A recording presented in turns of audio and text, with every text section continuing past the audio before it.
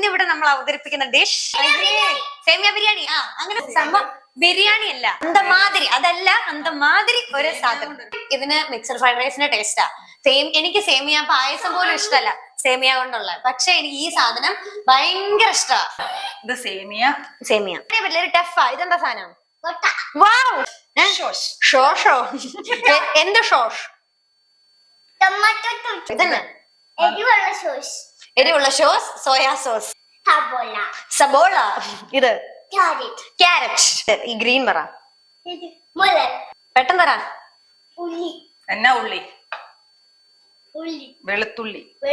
ഇത് ഇഞ്ചി. ഐറ്റംസ് ആണ് നമുക്ക് ഇതിനു വേണ്ടി ആവശ്യമായിട്ടുള്ളത്.